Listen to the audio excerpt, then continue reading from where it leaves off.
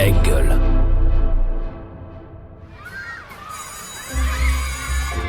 Quand j'étais petite, je voulais être...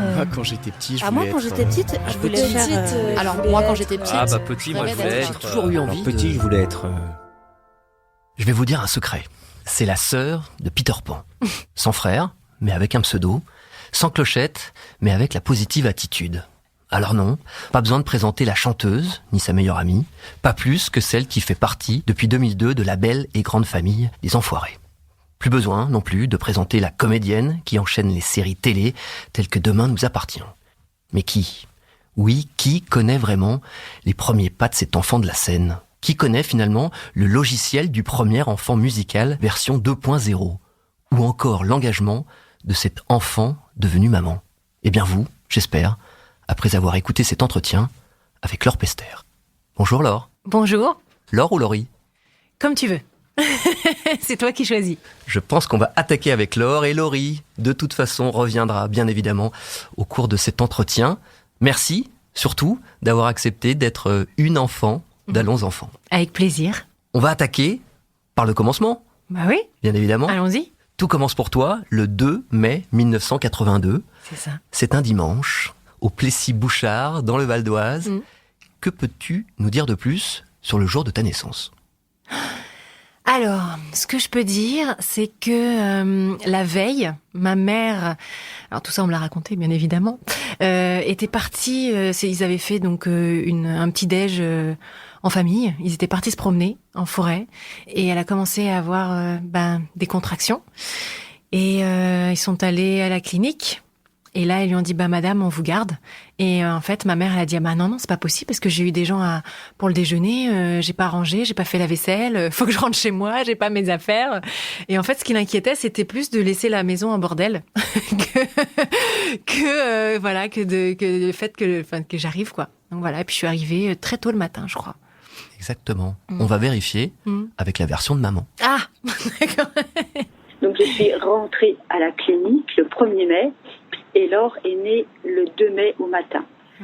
Donc ça a quand même été un accouchement un peu difficile, mais ceci dit, ça s'est très très bien passé. Voilà, On y est. Ta véritable identité, on l'a dit, c'est Laure Monique Pester. On ne rigole pas. Non, Monique comme le prénom de tes deux grands-mères. Exactement. Paternelle comme maternelle. Mais est-ce que tu sais pourquoi tes parents ont choisi ce prénom de Laure ? Je crois que c'est mon père qui adorait ce prénom. Et ma mère, elle m'a souvent dit, heureusement que j'aimais ce prénom parce que pour ton père, c'était catégorique, quoi.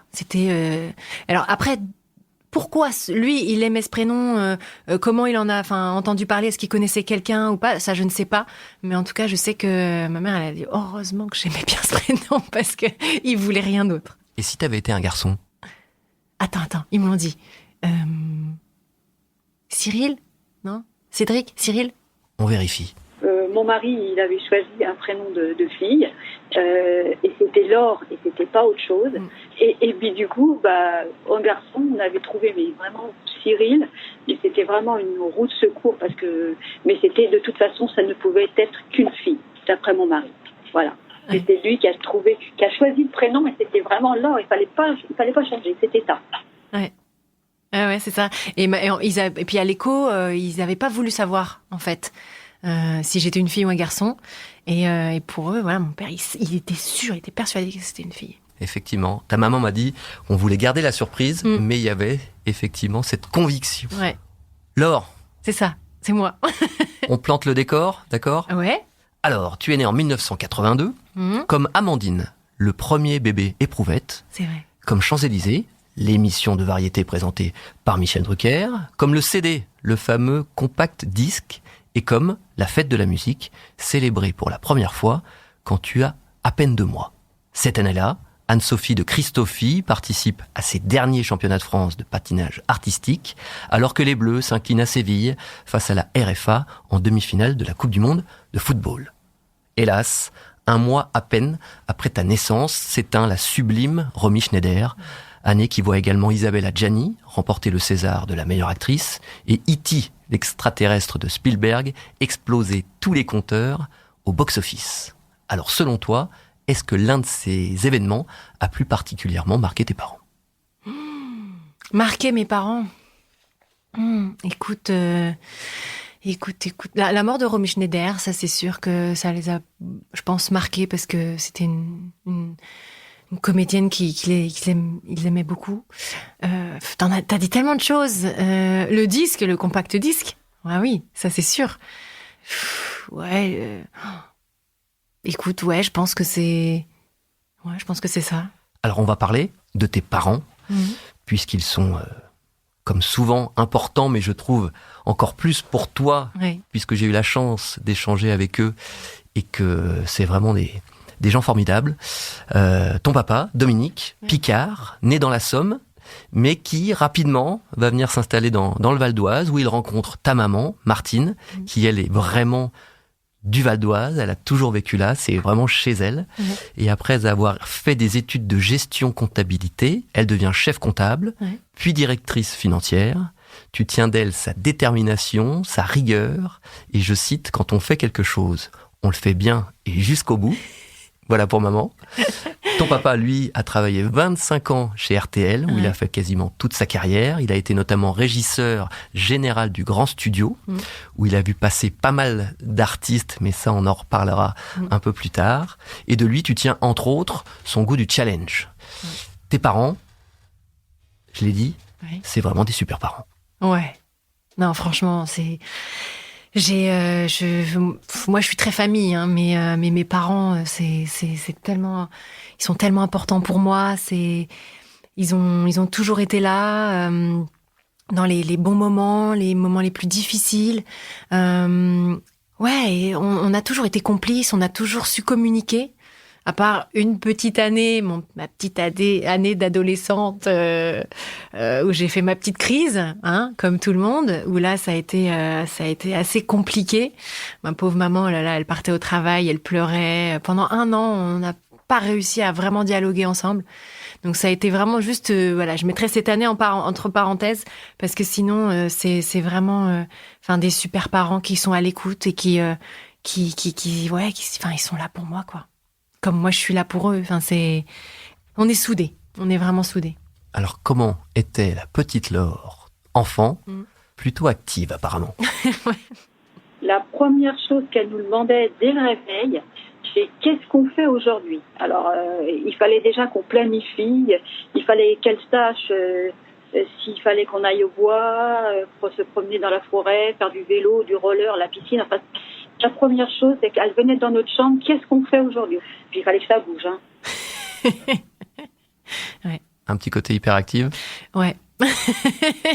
Ma mère, elle me le disait. Elle me disait, oh là là, tu nous épuisais dès le matin. Tu t'étais réveillée, tu venais, tu sautais dans notre lit. Qu'est-ce qu'on fait aujourd'hui? Allez, j'aimerais bien aller faire du roller. Après, je voudrais qu'on aille à la piscine. Et après, je voudrais qu'on aille faire du vélo. Et après, la journée, elle avait même pas commencé que j'étais déjà épuisée, mes parents. Alors, tu es fille unique. Heureusement. C'est pour ça, peut-être, que je suis fille unique. Mais pas tant que ça, puisqu'il y a aussi Jean Roland et Héloïse. Et on écoute d'ailleurs cette dernière. Jean Roland et moi, on a été, par le plus grand des hasards, dans la même crèche. Donc, on s'est connus quand on avait 3 mois, à la crèche de l'hôpital d'Argenteuil. Et ensuite, c'est Mamie, donc sa grand-mère, qui m'a recueillie avec lui. Et Laure, quand Laure est née, elle est arrivée, elle avait 2 mois, je pense, quelque chose comme ça. En fait, tout de suite, on s'en est occupé, puisque nous, on avait 3 ans et 3 ans et demi. Donc, c'était comme notre petite sœur, en fait. Elle est arrivée, elle était dans sa chaise longue, on lui a appris à marcher, on l'a embarquée dans toutes nos bêtises. Elle a été à chaque fois poussée, je pense aussi, par nous, parce qu'on avait 3 ans de plus et qu'elle voulait nous suivre, elle voulait jouer avec nous. Et comme en plus, effectivement, elle était fille unique, Jean Roland aussi était fille unique, il y avait un grand besoin de recréer finalement une fratrie. Et nous 3, on s'est toujours considérés. Enfin, moi, je parle toujours de Laure et Jean Roland comme mes cousins. Or, c'est pas vraiment mes cousins germains. Mais au-delà de ça, c'est un petit peu plus que mes cousins. C'est mon frère et ma sœur. Quand on est ensemble, on a une complicité. Je pense que même parfois des frères et sœurs n'ont pas. Il y a quelque chose qui nous lie, qui est vraiment très très fort. Exactement. Ah oui, c'est ça. J'ai été élevée avec eux en fait. Et moi, c'est ma grand-mère qui me gardait quand ma mère après a dû aller travailler. Il y avait pas de crèche, tout ça. Donc c'est ma grand-mère qui me gardait. Pareil, ma grand-mère, elle allait chercher donc mon cousin à l'école et Héloïse, elle habitait la rue d'à côté de ma grand-mère. Et en fait, après l'école, même le mercredi après-midi, pendant les vacances, elle voulait pas rester chez elle ou aller chez sa grand-mère à elle, parce qu'elle s'ennuyait. Et avec nous, elle s'amusait, quoi. Donc, on est vraiment, nous, on était les 3 mousquetaires. On était les 3 mousquetaires et ma grand-mère ne manquait pas d'imagination pour nous amuser. On avait des épées, des chapeaux de cow-boy d'indiens, des tentes, des ballons sauteurs. On faisait des courses. Ma grand-mère, elle s'habillait, elle faisait comme si c'était une reine. C'était Gertrude de Birmanie. Elle écrivait une lettre et elle nous la donnait. Et on enfourchait nos ballons sauteurs. On faisait tout le tour du jardin. C'était comme si on était à cheval, quoi, tu vois. Et on se faisait attaquer par papy qui sortait derrière un arbre et qui, hop, c'était parti pour une partie d'épée et tout ça. Enfin, non, franchement, on a fait plein de bêtises là-bas. C'était top. C'est vrai que je suis fille unique, mais j'ai pas l'impression d'avoir eu une enfance de fille unique. Effectivement, ce sont les 3 mousquetaires. Mais vu que tout le monde voulait être d'Artagnan, vous aviez revisité avec Bibiche, Pupus et Lolo. Exactement. C'est ça, voilà. C'est ça. Il y a un autre élément très important, c'est ta grand-mère, Monique, une personne incroyable, et Héloïse en parle également très bien. Déjà très dynamique, quoi, qui a toujours envie de nous occuper, en fait, de trouver toujours tout un tas d'univers liés aux proverbes, aux fables de La Fontaine, mais aussi des univers qu'elle inventait avec la cousine de Birmanie à qui on devait parler et écrire. Et on avait une boîte à trésors qui existe toujours d'ailleurs chez les grands-parents, qui était toujours une boîte de galettes bretonnes où dedans il y avait tout un tas de petites merdes, mais en univers artistique il y avait aussi la peinture sur soie, le dessin, le piano. Il y avait ce qu'on appelait à l'époque un tourne-disque. Et donc, il y avait des vinyles du Demis Rousseau, du Nana Mouskouri. Il y avait dans cette toute petite maison, qui était toute petite, ils n'avaient qu'une chambre, il y avait un grenier qui était notre refuge, où dedans, il y avait tout ça. Tout cet univers-là était effectivement un univers d'enfance extrêmement riche et qui, je pense, nous a aidés tous à nos niveaux à nous épanouir, à chercher toujours des idées, de la créativité. En fait, son hyperactivité à elle, parce que c'était vraiment une hyperactive, c'était une maniaque du ménage, chaque chose à sa place et chaque place à sa chose, elle nous répétait tout le temps. Et ben, elle a rejailli sur nous. Ouais. Ta grand-mère qui, justement, a apporté ce sens de l'éveil, ce goût des choses, c'est peut-être le premier univers d'une future Laurie. Ah bah oui, c'est sûr que elle a semé plein de graines en moi qui ont fleuri, qui ont poussé par la suite. Mais enfin voilà, Lolo l'a décrit très très bien. Parfois on était tous les 3 à côté du piano, elle jouait des choses et il fallait qu'on devine ce que c'était. On s'ennuyait jamais, quoi. On s'ennuyait jamais. Et à l'époque, il y avait pas les jeux vidéo et la télé, on la regardait pas souvent. Donc il fallait toujours trouver des idées et ça, elle était, enfin même avec rien, elle arrivait à nous amuser. Elle prenait 3 mandarines et elle apprenait à nous à jongler. Enfin elle était top, quoi. Franchement, c'était une mamie géniale, comme on rêve tous d'en avoir. Et ça aussi, c'est un super message à faire passer pour les enfants en règle générale. C'est cette émulation, cette sensibilité, être capable d'être à la fois dans le jeu, le caractère ludique, mais aussi l'enseignement, s'enrichir, apprendre, être curieux. Tout cet environnement-là, il est déterminant pour l'adulte qu'on deviendra. Ah oui, c'est bien je pense, de proposer, enfin, nous, en tant qu'adultes, de proposer aujourd'hui aux enfants, moi, maintenant, je vois avec ma fille, plein de choses. Là, elle a 8 mois, mais je lui fais écouter de la musique, j'essaye de lui donner des petits instruments, j'essaye de lui montrer des choses, voilà, qu'elle peut faire aussi avec des gestuels, des petites galipettes, des roulés-boulés. C'est important de leur montrer tout un panel de choses qui sont possibles de faire. Et c'est vrai que ma grand-mère a été top parce qu'elle m'a... Voilà, il y avait le piano, elle m'a appris à faire de la peinture sur soie, elle m'a appris à faire des petits pompons, de la broderie, elle m'a appris à... Elle m'achetait plein de livres, elle me conseillait plein de livres. Enfin, c'était très éclectique en fait. Et ça, c'est important. Et comme tu le dis, ce champ des possibles, qui du coup est très large, et toi, tu représentes parfaitement ça, ce côté touche-à-tout. On va évidemment en reparler un peu plus tard, mais la danse, le chant, la comédie, tu as vraiment à ce moment-là certainement commencé à titiller toutes ces caractéristiques qui font ce que tu es désormais. Oui, sûrement, oui. C'est vrai que j'aime bien... faire plein de choses, quoi. C'est pas parce qu'on est chanteur qu'il faut faire ça toute sa vie, ou c'est pas parce que voilà on est comédien que non. J'aime à chaque fois faire des choses différentes et aller là où on ne m'attend pas et essayer. Et puis si on n'y arrive pas, c'est pas grave. Peut-être qu'on y arrivera la prochaine fois, mais ne pas baisser les bras.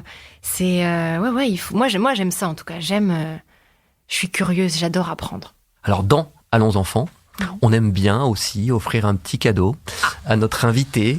C'est l'occasion aussi de se replonger, qui sait, dans l'enfance. Alors voilà ce petit paquet que Raphaël te remet. Merci. Qu'est-ce que c'est que ça? Alors, je savais même pas qu'elle existait, la Barbie patineuse. Alors, raconte-nous ce que c'est. Alors, c'est une Barbie avec des patins aux pieds. Et à côté, il y a une petite fille qui a aussi des patins aux pieds. Voilà. Tu l'auras compris, Nina peut aussi profiter évidemment de ce cadeau que tu lui partageras, j'imagine, avec grand plaisir. Évidemment, ce patinage artistique, ce sport, j'ai même envie de dire cette passion qui rentre très tôt dans ta vie, d'ailleurs par le biais d'Héloïse. Oui. Et là aussi, quelqu'un avait envie de nous parler de cette rencontre avec toi. En fait, elle a commencé à patiner, elle avait 6 ans. Et donc moi, je l'ai eue au club toute débutante. Et puis, elle a toujours été enjouée comme gamine, mignonne comme tout, volontaire. Enfin bon, on sentait qu'elle aimait vraiment ça. Mais en fait, très rapidement, on s'est rendu compte que ce qu'elle aimait surtout, c'était patiner en public. Donc, en fait, à sa première fête de club, donc c'était le petit gala qu'on prépare en fin de saison.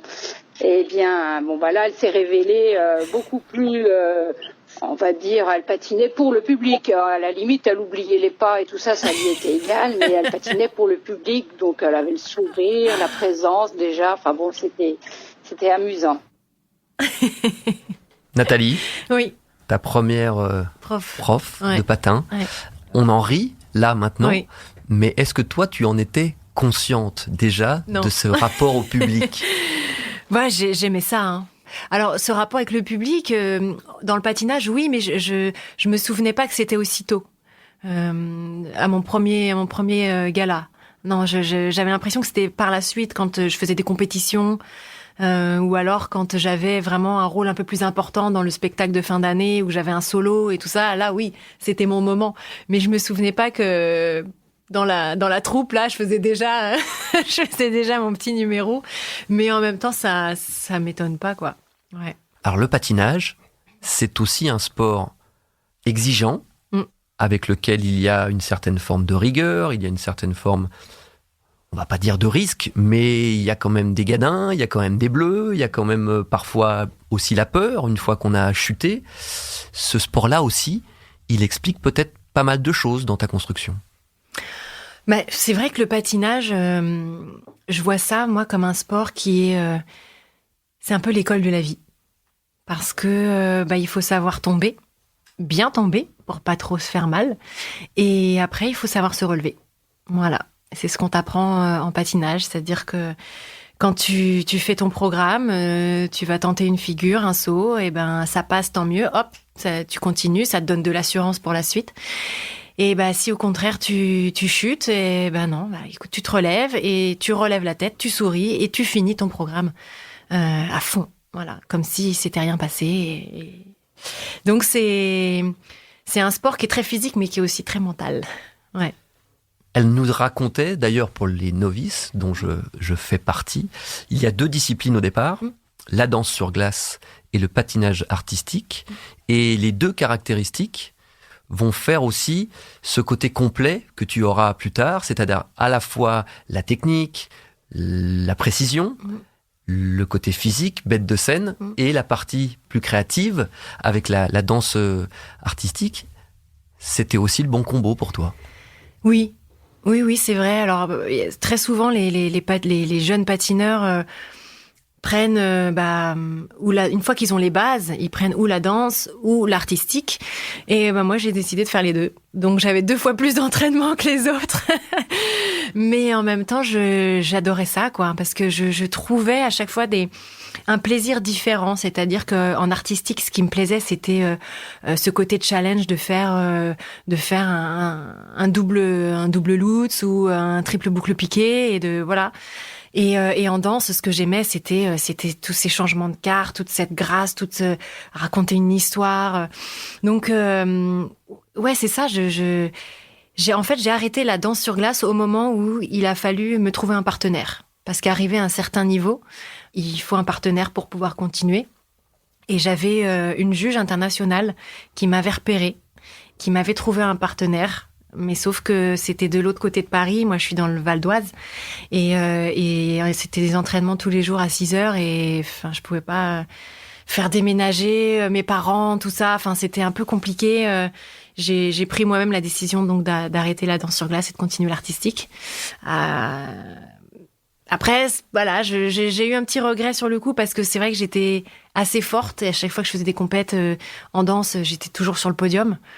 Et puis après, avec l'artistique, avec les chutes, les coups, voilà, je me suis blessée au genou. Mais après, je me dis voilà que la vie, elle est comme ça. Et si j'ai fait ce choix-là, c'est que c'était mon choix et que c'était ma direction. Et que après, voilà, peut-être que le patinage, c'était juste une partie de ma vie, mais peut-être pas toute ma vie, quoi. Voilà. En tout cas, tu en as été très reconnaissante à ta première prof, Nathalie, et ce très tard, puisque une quinzaine d'années après, tu lui as écrit cette lettre. On l'écoute. Alors, chère Nathalie, tout d'abord, je voudrais te dire que ça me fait énormément plaisir de garder contact avec toi. J'ai vécu tellement de choses avec toi. Mes premiers pas sur la glace, mes premiers spectacles, mes premiers podiums, mes premières émotions face à un public et aussi mes premières gamelles. Mais grâce à toi, je me suis toujours relevée. Bref, si Laurie est telle qu'elle est aujourd'hui, c'est en partie grâce à toi. Tu as été une des premières personnes à avoir vu la petite volonté qu'il y avait au fond de moi, mais surtout tu as été une des premières, si ce n'est la première personne à avoir cru en moi. Tu m'as encouragée et poussée à mon maximum. Aujourd'hui, je t'en suis très reconnaissante.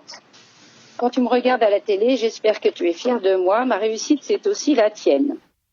On sent que sa voix, elle tremble. Il y a de l'émotion. Hein. Ouais, c'est trop mignon. Mais moi, je m'en souvenais plus du tout de cette lettre. Ouais. C'est en 2002, quand Laure est devenue Laurie. Ouais. Ça aussi, c'est un de tes traits caractéristiques, c'est la fidélité. Garder les gens qu'on a aimés auprès de soi, et ce, malgré le star system ou tout ce qui pourrait t'emmener vers certains écueils. Toi, non. C'est vraiment quelque chose d'important, la fidélité chez toi. Oui, c'est des gens qui ont été, les gens qui sont importants pour nous. Après, je sais que en arrivant dans ce métier, c'était aussi un métier un peu superficiel et qu'il y a des gens qui sont là pas forcément pour ce qu'on est, mais pour ce qu'on représente, avec des intentions différentes. Donc voilà, c'est vrai que moi j'avais besoin aussi de j'avais besoin d'eux, quoi. J'avais besoin de mes amis d'avant, j'avais besoin de ma famille, parce que ils étaient là avant Laurie. Ils sont là, voilà, il y a du succès, tout ça, et si un jour il y a un après Laurie, ils seront toujours là, en fait. Je sais pourquoi ils sont là, je sais pourquoi on s'aime, en fait. Voilà. Alors, malgré tout, à cette époque-là, on arrive au moment du collège, et tu fais un choix important, qui n'est pas anodin. Tu décides de rentrer au collège Épine-Guyon de Franconville pour y faire un sport-études. À ce moment-là, quel est ton objectif, ton ambition par rapport à ce sport-études ? Eh bien, moi, mon rêve, c'est de devenir championne de patinage. Donc oui, je quitte mon collège où j'avais mes copines depuis mon enfance, parce qu'en fait, c'était toute une école où il y avait maternelle, école primaire, collège. Donc on s'était tous suivis, on se connaissait tous depuis qu'on avait 3 ans. Donc ça a été un peu difficile et compliqué de quitter cette école-là et ce collège-là. Mais j'avais tellement envie de réussir dans le patinage que voilà, il fallait que j'aille dans ce collège pour pouvoir m'entraîner beaucoup plus. On a le sentiment, la suite de ta vie et de ta carrière le confirme, que tu as quand même une certaine maturité. À cette époque-là ? Non ? Peut-être, je sais pas. En tout cas, je sais où j'ai envie d'aller. Voilà, je suis déterminée. Ouais. Alors, c'est la période, en parlant de patinage, les grands noms, c'est Souria Bonali chez les femmes, c'est Philippe Candeloro chez les garçons. Est-ce qu'il y a une forme d'identification ? Est-ce que c'est des modèles ou pas du tout ? Oh bah oui. Enfin, et puis surtout, moi, à l'époque, j'avais pas des posters de chanteurs dans ma chambre, mais c'était des posters de patineuses. Moi, j'étais très fan de Michelle Kwan, qui était une Américaine, qui était gracieuse et qui enchaînait les sauts comme ça. Enfin, c'était magnifique. Et j'aimais beaucoup les Duchesnay aussi. C'était une autre époque, mais enfin voilà, c'était que des posters de patineurs. Ouais. On est obligé de revenir à cet épisode à la fois douloureux, qui est la blessure, ce genou qui va casser ton rêve et obligé d'interrompre cette trajectoire de la championne que tu espérais. Tu l'as même qualifié un peu plus tard de drame de ta vie. Oui, c'est vrai. Aujourd'hui, je vois ça beaucoup plus positivement, mais c'est vrai que sur le coup, c'était un drame parce que j'avais 16 ans, donc ado. Quand on est ado, dès qu'il nous arrive quelque chose, un pet de travers, notre petit copain nous plaque ou quoi que ce soit, c'est ah là là, la fin du monde. Donc oui, ça a été un moment très compliqué, surtout que ça faisait 10 ans que je patinais, que je ne vivais que pour ça, pratiquement. Je me levais le matin, je pensais patin, je me couchais le soir, je pensais patin. On est à 6 mois des championnats de France junior, qui à mon avis était aussi un objectif. Exactement. Donc oui, ça a été assez douloureux. Ça a été assez douloureux. Donc j'avais déjà cette douleur au genou, mais je disais rien parce que je sentais le truc venir. Donc j'essayais de le cacher. Et puis à un moment donné, ma prof à l'époque c'était Valérie. Elle me dit mais il y a quelque chose qui va pas parce qu'elle sentait que j'avais une faiblesse à chaque fois aux arrivées et tout ça. Et je lui dis et donc je suis allée faire des examens et effectivement j'avais un problème au ménisque, donc j'ai dû me faire opérer. Le chirurgien avait dit qu'il fallait attendre 6 à 8 mois avec rééducation. Moi, j'ai attendu 1 mois, évidemment. Je suis taureau, ascendant bélier, donc La patience, c'est pas ton truc. Exactement. Et donc, je me suis dit, mais non, mais ça fait 1 mois. Les championnats, c'était dans 1 ou 2 mois. Si j'ai plus mal, si je reprends maintenant, peut-être que je peux les faire. Bah ouais, voilà, j'ai repris et je me suis répétée et je me suis retrouvée encore une fois à l'hôpital. Et là, le chirurgien, je pense qu'il m'a un peu secouée. Voilà, pour me dire, mais qu'il y a de vérité. En revanche, cette blessure, elle révèle évidemment chez toi une nouvelle force, cette résilience. Sans le savoir, la Laurie future est en train de grandir en toi, comme nous le raconte d'ailleurs très bien ton papa.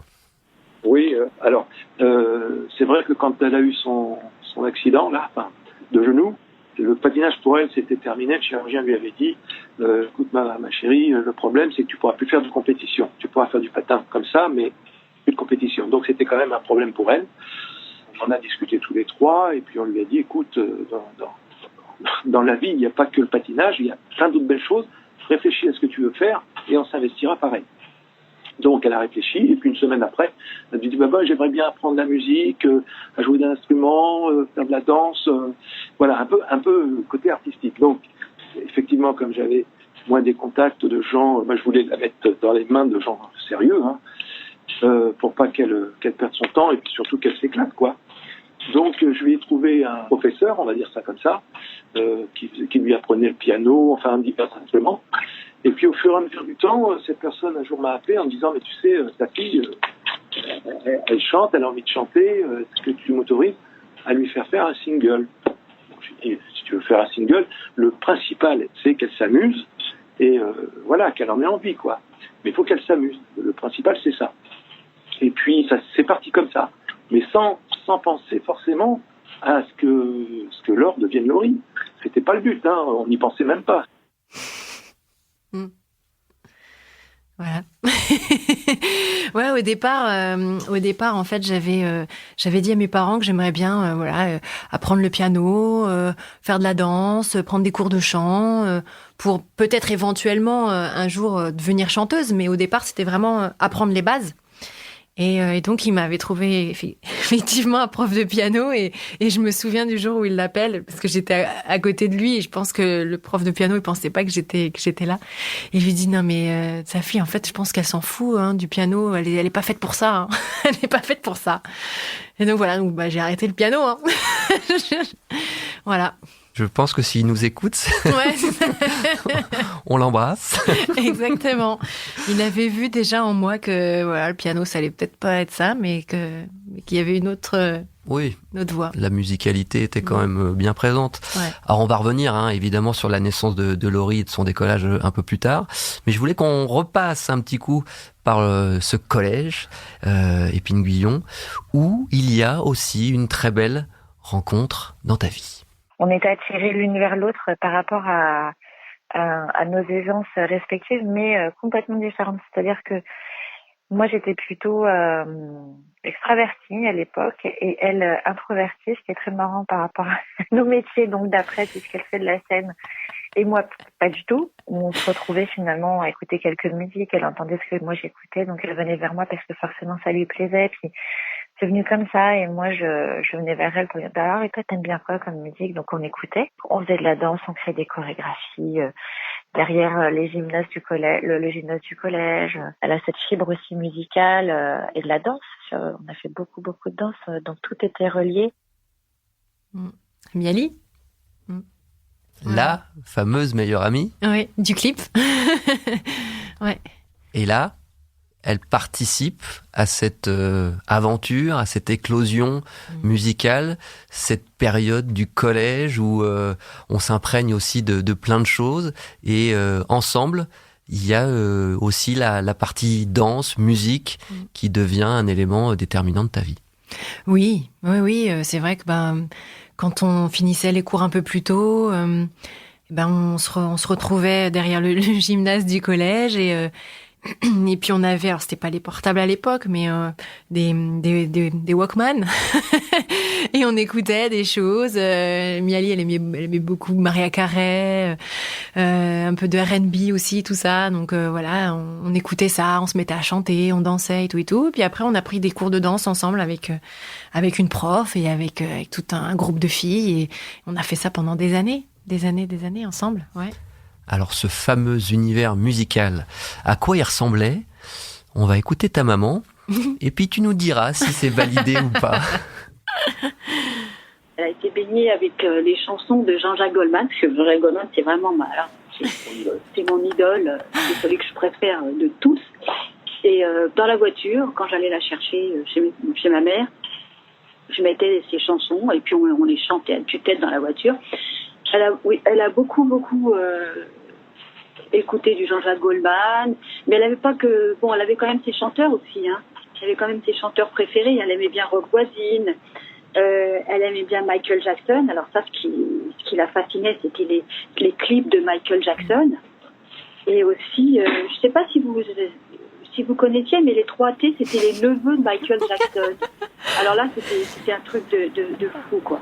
Quand elle a su qu'il passait au Studio 22 à RTL. Alors là, c'était la carotte parce que fallait qu'elle ait des bonnes notes, un bon carnet pour aller voir les 3T à Studio 22. Ouais, c'est ça. Ouais, non, c'est vrai. Bah oui, ma mère, elle m'a bercée avec les chansons de Jean-Jacques. Que je lui dis après, à Jean-Jacques, je dis, tu sais, ma mère, elle m'a gonflé avec toi. Et puis, quand j'étais vraiment toute petite, j'aimais beaucoup Rock Voisine. Et puis les 3T, période un peu plus ado, avec les boys band et tout ça. Mais c'est vrai parce qu'ils étaient aussi connectés avec Michael, donc j'étais très fan de Michael Jackson. Et puis ce que j'aimais bien chez eux aussi, c'est parce qu'ils écrivaient, ils composaient, enfin ils faisaient tout quoi. C'était pas un boys band comme ils s'affichaient pas forcément trop torse nu et tout. Mais voilà, c'était ça quoi. Elle a tout bon. Il y a de l'éclectisme, il y a des influences françaises. Pas mal par ta maman, ton papa aussi, et puis ce côté un peu outre-Atlantique, le R&B aussi qui rentre dans la danse. T'as effectivement, encore une fois, ce côté un peu multiple en toi. Oui, parce que je pouvais écouter vraiment des choses complètement différentes. Après, j'ai eu ma période IAM, NTM, enfin tu vois, un peu plus rap. T'écoutais même de la musique classique avec ta maman. Ouais, la musique classique et avec ma grand-mère aussi. Quand on était enfant, avec Jean-Roland et Héloïse, elle nous mettait la Moldao et elle nous racontait l'histoire de cette petite rivière. Et pendant que la musique, la musique. En suivant la musique. Voilà, et elle nous racontait toute cette histoire de cette petite rivière qui va petit à petit faire son chemin, rencontrer des villageois, rencontrer tout plein de choses. Et cette musique classique, je trouve ça génial. Aujourd'hui, je la fais écouter à ma fille. Ça la calme. Il y a aussi cette petite anecdote sur l'émission de RTL que ton papa aussi connaissait très bien puisqu'il était concerné au niveau professionnel. Là aussi, il y a cette carotte dont parle ta maman et puis ses premières virées vers un univers qui va aussi peut-être te séduire un peu. Exactement, la carotte. Bon, faut savoir qu'avec mes parents, il y a toujours eu de carotte. C'est-à-dire que déjà, à l'époque, avec le patinage, il fallait que j'ai pas moins de 8 sur 10 de moyenne à mon bulletin. Sinon, j'arrêtais l'entraînement. Donc, c'est pour ça que je travaillais bien aussi à l'école. Et à chaque fois, voilà, c'était, si tu veux aller là, mais t'as ton contrôle de maths dans 2 semaines, il faut que t'aies une bonne note. Et effectivement, moi, quand je pouvais, j'allais voir mon père au boulot. Et c'était génial, quoi, parce qu'il y avait des émissions, donc c'est surtout cette émission-là qui s'appelait Studio 22. Et je voyais tout plein d'artistes. Ce que j'adorais, c'était les répétitions. Parce qu'il y avait personne dans la salle, j'étais toute seule là au fond et je les voyais, ils disaient plein de mots que je comprenais pas. Tiens, mets-moi plus de reverb, mets-moi plus de trucs de ci de ça et j'étais là, je les regardais, je fais je comprends rien mais c'est super et tout. Et puis ensuite, je voyais l'émission, comment ça se passait, je les voyais tous passer, je les voyais chanter et c'est vrai que ça m'a donné envie ça. À ce moment-là, le rêve de la championne patineuse est derrière toi. Tu as identifié potentiellement ce métier ou il y a encore autre chose qui aurait pu être une alternative? Ah non. Il y avait pas d'alternative. C'est-à-dire que j'avais fait un pacte avec mes parents, en plus de la carotte.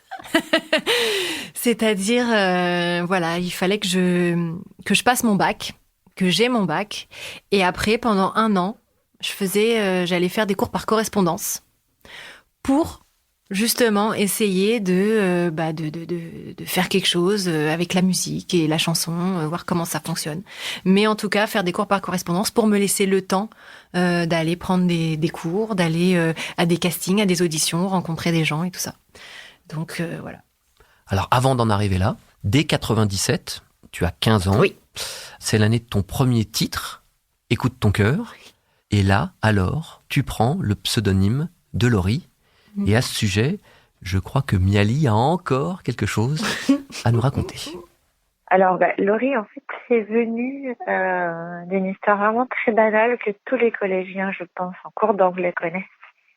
C'est-à-dire que notre prof nous demandait donc de converser tout le temps dans cette langue pour se l'approprier facilement et de se donner du coup des prénoms anglais. Alors soit qui se rapprochaient fortement de nos prénoms originaux ou alors complètement inventés. Et puis évidemment Laure et moi nous étions ensemble encore une fois. Et puis elle me dit écoute c'est marrant, toi t'as déjà un prénom qu'on pourrait facilement dire Mayeli par exemple, Mayeli. Je lui dis non c'est un peu lourd, qu'à dire May. Et je lui dis mais écoute toi c'est facile par contre. Je lui dis Laurie. Je dis regarde c'est stylé Laurie. Elle me dit ah ouais si c'est bien, ouais c'est très bien. Et c'est venu de là et en fait c'est resté. Voilà. C'est tout bête, hein. Et du coup, t'as appris à vivre avec ce pseudo. Est-ce qu'à un moment, tu t'es dit, je veux passer à autre chose? Est-ce que ça faisait partie d'un peu de camouflage? Est-ce que ça te donnait l'impression d'être peut-être l'artiste d'un côté et la jeune adolescente de l'autre? C'est quoi à peu près la logique du pseudo? Oui, j'avais envie dès le départ d'un pseudo. Même si j'avais rien fait et que j'étais rien, j'étais personne surtout. J'avais envie d'un pseudo parce que je me disais si ça fonctionne, après je pourrais pas forcément changer. Donc il faut que je le trouve tout de suite. Et c'est vrai que le fait d'avoir un pseudo, c'était une sorte de carapace. Ça mettait une barrière entre ce côté professionnel, artistique et ce côté personnel. Et puis aussi le truc qu'il faut que je vous avoue, c'est que je pensais déjà à la scène. Et donc, je me disais, mais quand les gens, en tout cas, si un jour je fais de la scène, si les gens crient mon nom, Laure, ça le fait pas. Laure. Voilà. Alors que Laurie, alors que Laurie, 2 syllabes, c'est quand même plus facile. Donc, je me suis dit, on va partir là-dessus, c'est plutôt bien. Voilà. Évidemment, pour que Laurie existe, il y a aussi une rencontre importante, c'est Johnny Williams, ton producteur, qui va se faire notamment grâce à Vincent Perrault, qui est alors un animateur sur RTL, proche de ton papa. Et justement, ton papa nous explique ce jour qui a certainement changé ta vie. Et un jour, on rentre de vacances, au mois d'août, le répondeur a été bloqué, parce que Vincent cherchait à me joindre à tout prix, parce qu'il avait un producteur qui l'avait contacté parce qu'il cherchait la Britney Spears française. Et Vincent a dit, mais moi je la connais, la Britney Spears française. C'est la fille de Dominique, un copain, quoi. Et donc j'ai rappelé Vincent, je lui dis, qu'est-ce qui se passe et tout. Il me dit, écoute, rappelle Johnny Williams, qui cherche une nana, et c'est Laure. Il faut que tu le rencontres. Voilà. On a juste posé les valises, j'ai rappelé Johnny, on se voit quand? Il me dit dans 2 heures. Et bon, ok, dans 2 heures. Ça a démarré comme ça. Et on arrive au studio à Pantin. J'ai vu dans les yeux de Johnny que déjà au niveau personnage, pour lui ça avait fait tilt. J'ai dit tiens, il se passe quelque chose déjà. Ça c'était déjà important. Ensuite, on va dans les studios et puis il dit tu me permets qu'on fasse un peu des essais de voix et des. Je dis écoute, pas de problème. Donc elle fait des tests. On sort du studio et elle me dit papa, c'est pas possible que ce soit quelqu'un d'autre qui chante cette chanson-là. Exactement. Tu t'en souviens comme si c'était hier? Ah ouais. Je me souviens du message sur le répondeur. Je me souviens de tout, de papa qui rappelle, et moi je suis à côté, je suis comme ça, et on se voit quand? Là, tout de suite, madame, aujourd'hui, cet après-midi. Il fait, ok, on y va, je me suis changée, j'ai pris une douche, et je me souviens très très bien, et Johnny, après, me fait écouter une chanson, une maquette, qui était près de moi, et là, je fais des essais et tout, mais je la connaissais pas, la chanson, donc il m'a donné la cassette, il m'a dit, parce qu'à l'époque c'était cassette, il m'a dit tu reviens demain et on refait des essais, mais là vraiment en enregistrant et tout ça, j'ai bossé comme une folle toute la nuit et tout, enfin bref. T'as pas dormi? J'ai pas dormi et effectivement en sortant j'avais dit à mon père, je dis mais ça c'est ma chanson ça, y a personne d'autre qui, parce que je savais qu'il allait voir d'autres filles aussi, qu'il en avait déjà vu. Et j'ai dit non c'est pas possible, c'est ma chanson, c'est moi. Je sentais déjà un truc qui se passait. Et là Vincent il a eu le nez, enfin c'est grâce à lui tout ça. Surtout qu'avant le pauvre à chaque fois je lui mettais des vents parce que quand j'étais enfant et que j'allais au Studio 22, c'était lui qui l'animait, déjà, il me regardait au fond de la salle et il venait me voir et tout ça, parce que lui, il était parrain d'un magazine qui s'appelait Jeune et Jolie, un magazine pour adolescentes. Et il disait, mais tu veux pas faire des photos et tout? Papa m'a montré des photos de toi, t'es super photogénique, tu veux pas faire des photos pour mon magazine et tout? Puis il me proposait ça vraiment pour me faire plaisir. Et moi, je disais, non, je m'en fous de tes photos. Moi, je veux être patineuse. J'ai pas le temps. De toute façon, j'ai entraînement et tout. Donc à chaque fois, il revenait. Je dis, mais t'es sûre que tu veux pas faire des photos? Je fais, non, ça m'intéresse pas. Et après, je revenais à l'école et je disais à mes copines, il y a Vincent qui m'a proposé de faire des photos pour son magazine et tout. Mais t'es folle! Pourquoi tu fais pas des photos dans un magazine? Tu vas devenir une star et tout. Je fais, non, ça m'intéresse pas. Voilà. Et ce jour-là, c'était... Il change ta vie, vraiment? Tu sens que c'est un jour déterminant? À ce moment-là, tu te rends compte qu'il se passe quelque chose? Je me rends compte qu'il se passe quelque chose et je le sens. Je le sens dès la première écoute de la chanson. J'ai senti qu'il se passait quelque chose que... Tu sais, après, c'est dur à expliquer, mais ça se passe dans tout ton corps, quoi. Dans tes veines, dans ton sang, dans toutes tes cellules. Il y a quelque chose qui se passe et... Je vais dire, tu perds même presque le contrôle, quoi. Comme si c'était le destin qui reprenait le guidon, quoi. C'est viscéral, c'est là, c'est évident. Évident, exactement. Et pourtant, c'est pas si évident que ça si on revient sur les faits, les simples faits. Il y a donc cette maquette de près de moi qui est ensuite proposée aux maisons de disques qui n'en veulent pas vraiment. Ah bah non, j'avais rien fait, j'étais personne. C'était voilà. C'était pas forcément... Alors, elle disait pas non, hein, les maisons de disques. Mais elle disait pas oui. C'était ni oui, ni non. Enfin, un peu comme aujourd'hui, quoi.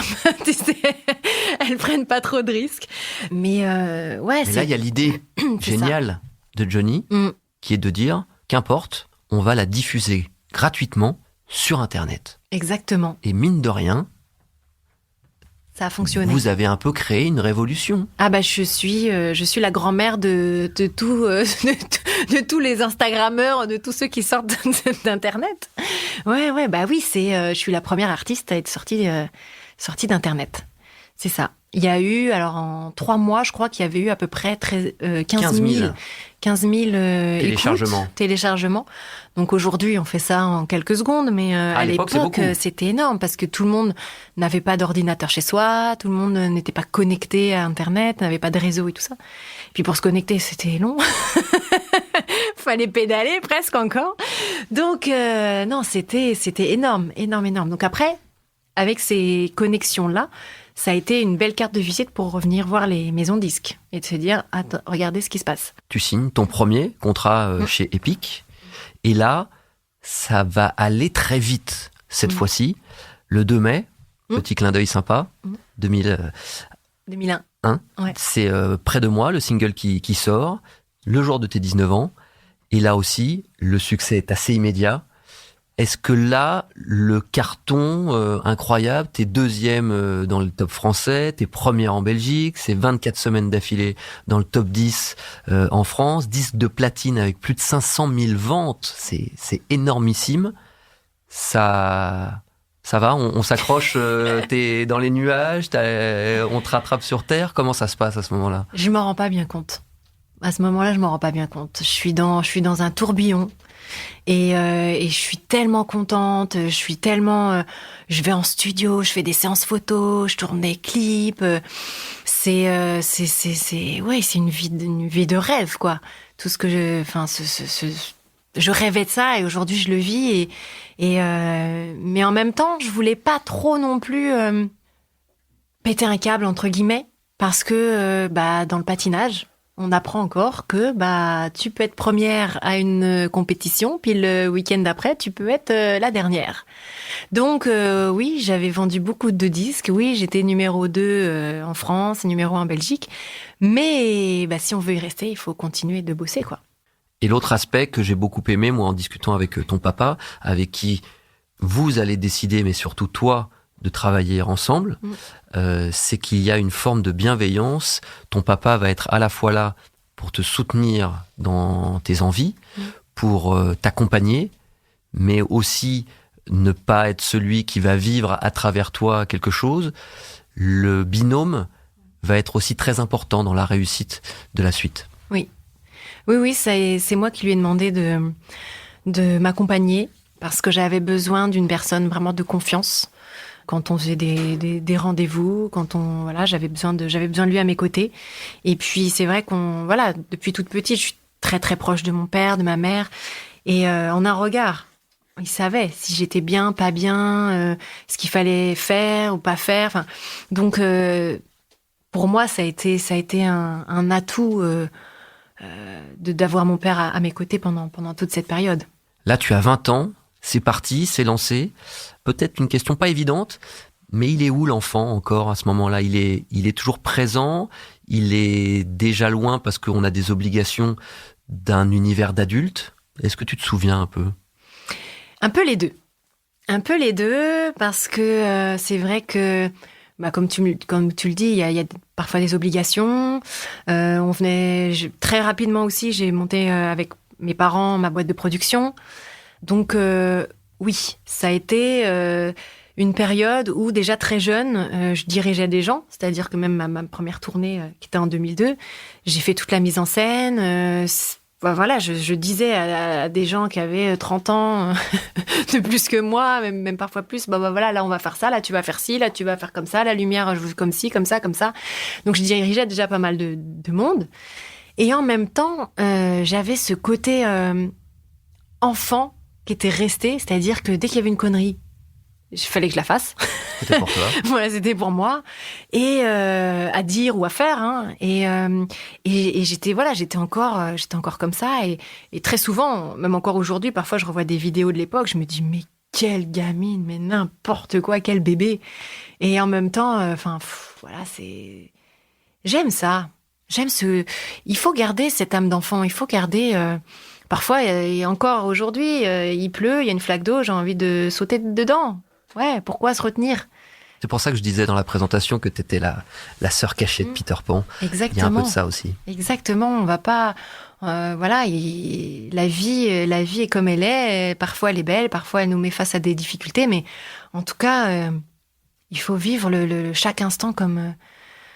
à 100%, quoi. Mais à ce moment-là, ton quotidien, il est quand même 100% consacré à ce métier, parce que là, désormais, c'est un métier. Oui.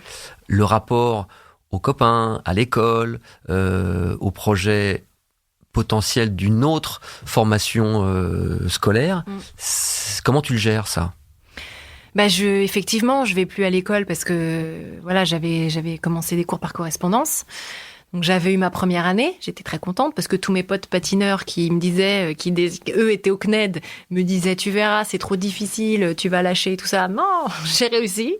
Et puis ma deuxième année, je l'ai un peu plantée parce qu'il fallait que je fasse un stage. Et puis là, commençait ma première tournée. Et quand t'arrives à minuit à l'hôtel, après un concert, t'as pas forcément envie de réviser. Donc j'étais un peu, j'ai un peu lâché. Mais c'est vrai que je faisais mes études à la maison. J'avais plus mes potes tous les jours que je voyais quand j'allais au bahut, mais en même temps j'étais toujours en contact avec mes amis et ça c'était important. Et puis je vais pas dire que c'est un travail, même si c'était un métier, parce que c'est une passion, c'est tellement bien. Mais effectivement, et puis comme j'étais très jeune à l'époque, et qu'à l'époque, tu vois, par exemple, tous les danseurs, tout ça, ils avaient quand même 10 ans de plus que moi. C'est vrai que j'étais pas trop entourée de gens de mon âge. Ouais. Alors c'est vrai que tu l'as été, on l'a vu dès le départ, avec Jean-Roland et Héloïse. T'as aussi, c'est pour ça que je te demandais si t'avais pas eu le sentiment d'être une enfant qui a grandi assez vite, avec une maturité précoce. Là, on le voit. Cette année, moi, ça m'a amusé quand j'y repense. Cette année, tu fêtes tes 20 ans de carrière, alors que on ne dit jamais l'âge d'une femme, mais tu n'as pas 40 ans. C'est beaucoup, quoi. C'est fou. Hein. C'est fou. C'est énorme. Alors moi, je suis pas trop du genre à regarder en arrière. Je suis plutôt aller de l'avant, mais là, c'est un anniversaire, on peut pas faire autrement. 20 ans, c'est dingue. Et puis, il s'est passé tellement de choses de folie, quoi. Des trucs... Je pense qu'il y a des artistes aujourd'hui qui ne vivront peut-être même jamais ce que j'ai vécu. Tellement c'était une autre époque. Et pourtant, Je trouve que c'est intéressant aussi dans Allons enfants d'être dans cette fameuse transmission. Quand tu as 20 ans, que tu es déjà nommé aux Victoires de la musique dans la catégorie des révélations, qu'il y a, comme tu l'as dit, ce tourbillon qui te tombe dessus. Là, on le voit, on est dans une époque où il y a les réseaux sociaux, où il y a quand même une hyper communication avec certains profils qui se retrouvent avec des millions de followers à des âges aussi très jeunes. Quels sont selon toi, on va pas faire la mamie qui donne des conseils, mais quels sont selon toi les écueils à éviter quand on a 20 ans? Est-ce que toi, il y a eu une ou deux petites choses que tu modifierais aujourd'hui? Ah là là. Écoute, je te dirais que les erreurs, c'est ce qui fait qu'on apprend et c'est ce qui fait on peut pas les enlever, ce qu'on est aujourd'hui. Donc c'est plutôt bien. Il faut faire des erreurs pour apprendre, pour avancer, pour ne plus les faire par la suite. Donc non, je leur dirais de s'écouter et de faire comme ils pensent et que même si c'est pas ça qu'il fallait faire, et ben justement ils apprendront. Ouais. On va revenir sur cette belle année 2002 qui est aussi une autre très belle rencontre. C'est ta première auprès des Enfoirés, la rencontre avec les Restos du Cœur. Ça aussi, c'est un moment qui va fêter ses 20 ans aussi prochainement. C'est une deuxième famille, une famille élargie avec une cause qui fait toujours partie de toi. Bah oui, c'est une cause importante, c'est une troupe géniale. Enfin voilà, je me souviens de cette première chanson, de ce tout premier concert des Enfoirés. Je me demandais ce que je faisais là. Il y avait du beau monde. Ouais, il y avait du beau monde. On était sur les escaliers. Enfin, il y avait un escalier comme ça et un voile qui nous séparait du public. Et il y avait Jean-Jacques Goldman, il y avait Laurent Voulzy, il y avait Zazie, il y avait Rock Voisine, que j'adorais quand j'étais petite. Il y avait Jean-Louis Aubert, il y avait Patrick Bruel, enfin tu vois. Et là, moi, je me retrouve assise à côté d'eux. Et puis Laurent Voulzy qui commence à faire les premiers accords du Pouvoir des fleurs. Et là, boum, le voile se tombe. On découvre le public. Et il faut savoir que le public des Enfoirés, c'est quand même un public extraordinaire. Et là, je me prends une grosse claque. Parce que j'avais jamais fait de concert en tant que Laurie toute seule. J'avais fait des plateaux télé, j'avais fait des plateaux radio, mais jamais vraiment de concert. Et là, je commence par les Enfoirés. Donc, grosse claque. Et là, je me mets à pleurer. Et donc, je pleure toute la chanson. Donc, heureusement que je n'avais pas de voix lead à faire. Et que je faisais juste dans cette première chanson les chœurs, parce que j'ai pas du tout chanté. J'étais là, et puis je regardais autour de moi, j'étais là, je pleure. Puis alors, Zazie me voyait pleurer, donc elle s'est mise à pleurer. Jean-Louis, pareil, il s'est mis à pleurer. Il fait, mais arrête, tu vas faire pleurer tout le monde. Donc voilà, donc ça a été une première chanson et puis une première année à la fin des concerts. Jean-Jacques est venu me voir et il m'a tapé dans le dos comme ça. Il a fait, bon, écoute, c'est bon. J'ai regardé, je t'ai un peu observé pendant toute cette semaine et tu as ton entrée aux Enfoirés à vie. Et là, j'étais contente. Et tu sais que tu as rendu et que tu as offert le plus beau des cadeaux de l'histoire de la vie de ta maman en termes de cadeaux avec ce déjeuner avec Jean-Jacques Goldman. Je crois qu'elle s'en est toujours pas vraiment remise. Ah oui. On va parler d'une autre famille, la tienne, qui est avec Nina désormais, et Yann, quelque chose qui a, j'imagine, modifié aussi ton regard sur la vie. Ah bah oui, complètement. Complètement. C'est de devenir parent, maman, c'est quelque chose... j'ai toujours eu envie, mais il y a des moments où on se sent prête et des moments où on ne l'est pas. Et au moment où je me suis sentie prête et surtout où j'avais trouvé la bonne personne aussi, ça a été un peu plus compliqué pour moi, de façon, enfin, au niveau médical, je dirais. Donc voilà, ça a été encore un gros combat, mais Mais encore une fois, j'ai pas lâché l'affaire. Je me suis battue jusqu'au bout. J'ai eu beaucoup de chance dans mon malheur, je dirais, parce que ça a fonctionné quand même assez rapidement. Mais voilà, je sais qu'il y a des couples qui ça dure des années, des années, des années. Moi, ça dure un petit moment, mais quand même, je trouve que ça a été assez rapide. Et voilà, aujourd'hui, je regrette rien. Ouais. Alors tu évoques évidemment cette maladie qui te concerne et qui concerne malheureusement un certain nombre de femmes, qui est l'endométriose. Ton vécu, ton expérience, c'est aussi un message d'espoir. C'est pour ça que je trouve important qu'on l'évoque ensemble, pour dire c'est dur, mais on peut y arriver. Ouais, c'est dur. C'est des traitements qui sont compliqués. Douloureux, mais on peut y arriver, ouais, bien sûr, on peut. Il faut y croire. Quel conseil t'aurais envie de donner, justement, tu l'as déjà fait, d'ailleurs, en partie avec tes réseaux sociaux, pour ces femmes qui sont concernées. On a tous, évidemment, des caractères différents et les discours ne peuvent pas fonctionner pour tous, mais qu'est-ce que t'aurais envie de leur dire, malgré tout? Ce que j'aurais envie de leur dire, c'est qu'il faut continuer, il faut continuer d'y croire, il faut continuer de se battre. C'est tellement beau que après toutes ces douleurs, toutes ces souffrances, tous ces moments compliqués, on les oublie vite. Donc après, je sais, c'est facile à dire parce que voilà, j'ai réussi, mais vraiment, moi je leur dirais qu'il faut tout essayer. C'est ce que j'ai fait. Je me suis dit, s'il y a peut-être un truc qui fonctionne, au moins, je l'aurais fait. C'est-à-dire que j'ai fait de l'hypnose, j'ai fait de l'acupuncture, l'ostéo, du shiatsu. J'ai tout fait. Tout. Pour pouvoir, j'ai décongelé mes ovocytes en Espagne. Je crois qu'il n'y a pas un truc que j'ai pas essayé pour être bien dans mon corps, dans ma tête et pour que ça fonctionne. Alors, on peut pas tout Non. mélanger. Malgré tout, ça rejoint aussi ce qu'on a dit plus tôt dans cet entretien, c'est qu'il faut oser. Il faut pas avoir peur de faire des choses, de tenter. On a reçu aussi Denis Brognard, Thierry Marx, et il y a souvent quand même ce message qui est de dire faites, n'ayez pas peur de faire, n'ayez pas peur de tenter.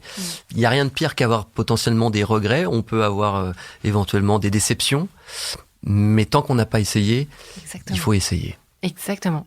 Moi, c'est exactement ça.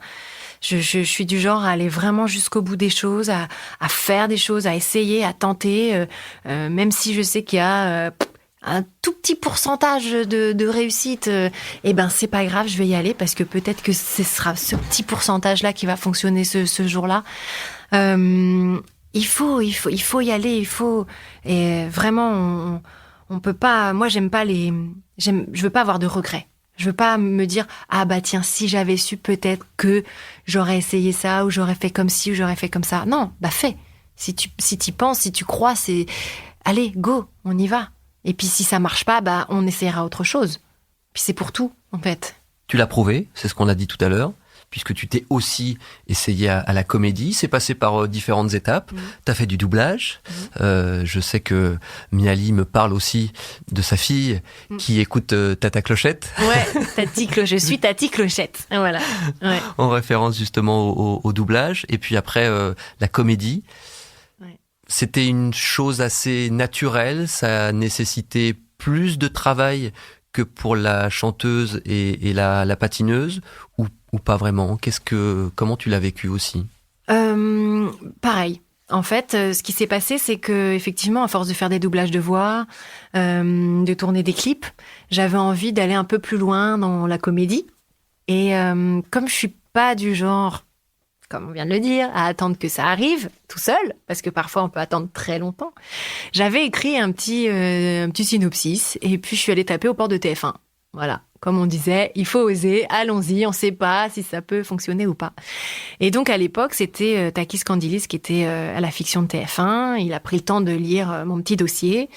Il a pris le temps de me répondre et on s'est vu. Il m'a dit, écoute, ton truc, bon, c'est quand même, ça coûterait très cher si on voulait, si on voulait en faire un téléfilm. Mais ce qui est intéressant, c'est que tu as envie de jouer et si tu veux vraiment, si ça t'intéresse, on te présente une production et on écrit quelque chose pour toi. T'avais proposé quoi, toi ? Alors donc ils me font rencontrer une boîte de prod et là ils étaient partis sur une sorte de Billy Elliot. Et là je leur dis ouais ok mais bon tout le monde sait que je danse, je danse dans les clips, je danse aux émissions de télé, tout ça. Par contre peut-être que les gens ne savent pas que j'ai fait du patinage artistique. Donc peut-être qu'on peut le transformer. Et donc on a réécrit en changeant la danse en patinage et ça a donné mon tout premier téléfilm. Voilà. Où d'ailleurs, Nathalie, ta première prof, était aussi de la partie. Exactement. Pour parler justement aussi de tes rêves et des petites infos que j'ai réussi à égrener sans donner mes sources, est-ce qu'il n'y aurait pas encore un petit rêve du côté peut-être de l'autre côté de la caméra ? Est-ce que ce serait pas...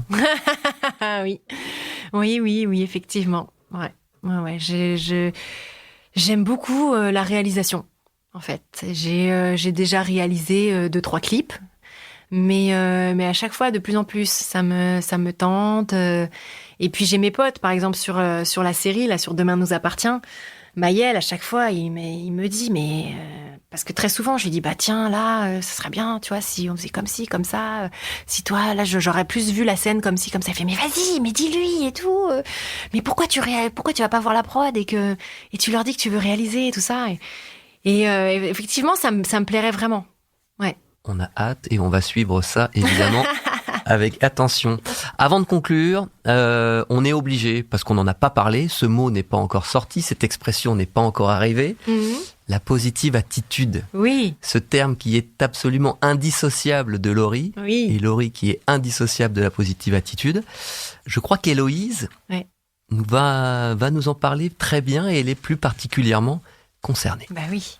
Laure m'a dit qu'elle travaillait sur un deuxième album avec son producteur de l'époque qui s'appelait Johnny Williams.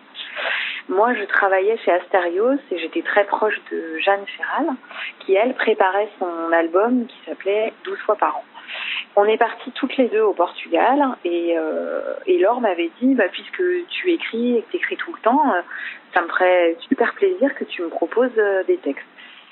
Et je suis partie au Portugal. Jeanne était en train d'écrire quelques chansons de 12 fois par an. Et donc moi, un jour, un soir d'insomnie, j'ai pris un cahier et puis j'ai essayé de réfléchir à ce que m'évoquait Laure.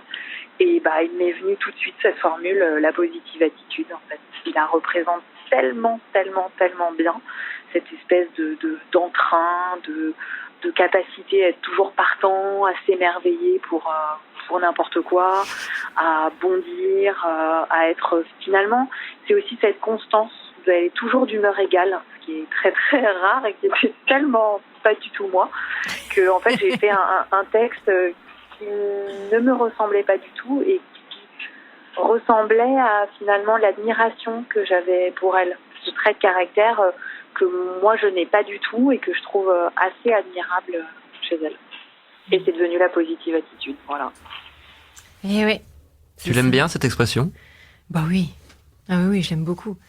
Je l'aime beaucoup parce que c'est une expression on la comprend, ça, on sait tout de suite ce que ça veut dire, quoi. C'est la positive attitude. C'est Lolo. C'est Lolo qui m'a écrit cette chanson et c'est vrai que Lolo, elle m'a vu naître. Donc quand je lui ai dit écris un texte, pense à moi et qu'elle m'écrit ça, waouh, c'est génial, quoi. Je pense que c'est une des personnes qui me connaît le mieux. Donc voilà, je pense elle a pas menti. Et cette positive attitude, elle continue évidemment de t'accompagner. Ce livre est encore là pour le prouver. C'est pas si compliqué. C'est la continuité de cette positive attitude. Exactement. En fait, dans ce livre, c'est tout plein de conseils que je donne pour le quotidien, pour tout plein de choses, plein de moments de la vie, pour rester le plus serein et le plus positif C'est des petites choses de rien du tout, mais qui marchent tellement sur moi. Je me suis dit, mais pourquoi ne pas en faire profiter les autres personnes. Et puis comme je lis aussi énormément de livres de développement personnel, chaque chapitre, à la fin de chaque chapitre, il y a le livre qui m'a aidé. Le référencement. Ouais, de référence, qui m'a aidé à continuer, à travailler un peu plus sur moi, tel ou tel sujet. Donc voilà, j'avais envie de partager ça. Ouais. On termine toujours l'émission avec cette question, un peu signature. Si tu te retrouvais là, maintenant, face à Laure, quand elle a 13 ans, quand elle est au lendemain de cette blessure au genou, aujourd'hui, qu'est-ce que tu voudrais lui dire ?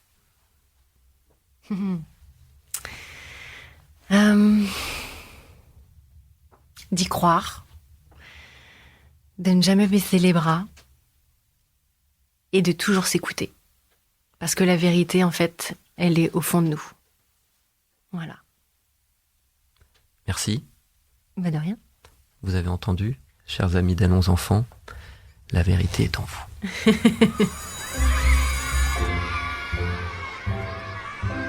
Allons Enfants est un podcast Engel présenté par Romain Ballan. Abonnez-vous pour découvrir nos prochains épisodes.